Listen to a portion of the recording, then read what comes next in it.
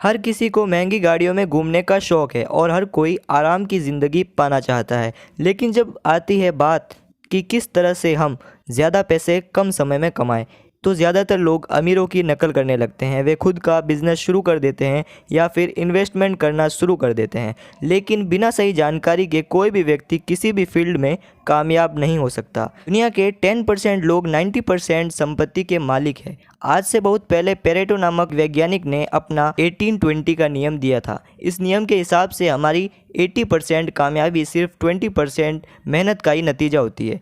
लेकिन अगर हम इससे बाहर निकलकर पैसों की दुनिया में आए तो यहाँ पर हमें 90% धन दौलत सिर्फ 10% लोगों के पास ही होती है, जो कि उसे ले जाते हैं। वॉल स्ट्रीट के एक आर्टिकल ने इस बात को भी प्रूव किया है। उसमें ये लिखा गया है कि चाहे हॉलीवुड हो या ओलंपिक, चाहे बिजनेस हो या इन्वेस्टिंग, इन सभी में 10% लोग सबसे ऊपर है और उनके पास 90% संपत्ति है। लेकिन अब सवाल ये उठता है कि आखिर ऐसा क्यों है।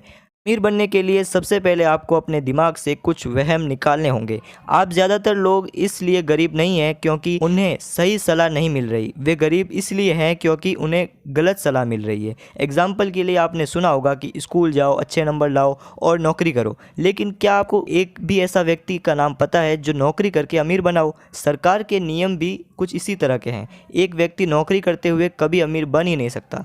एक कर्मचारी सबसे पहले पैसे कमाता है, फिर टैक्स भरता है और फिर जो पैसा बचता है उसके पास, उसी से वो अपनी ज़िंदगी बिताता है। वहीं दूसरी तरफ एक बिजनेसमैन सबसे पहले पैसा कमाता है और उसे इन्वेस्ट करता है और उसके बाद में जो पैसा बचता है उसे टैक्स देता है। एग्जाम्पल के लिए अगर आपको 10 लाख रुपए बचाने हैं, उसमें से आपको 20 लाख रुपए कमाने होंगे। यानी अगर आपको 10 लाख रुपए बचाने हैं तो 20 लाख रुपए कमाने होंगे, क्योंकि 10 लाख तो आपका टैक्स या फिर फजूल खर्ची में ही चला जाएगा।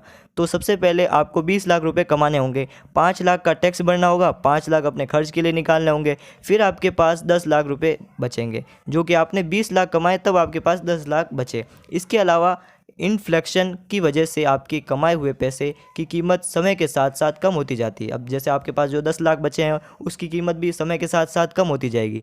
एक और वजह यह भी है कि आज के वक्त में बिजनेस से ज़्यादा खतरा नौकरी में है। चाहे जो हो, एक कर्मचारी को ही हमेशा नुकसान सहना पड़ता है।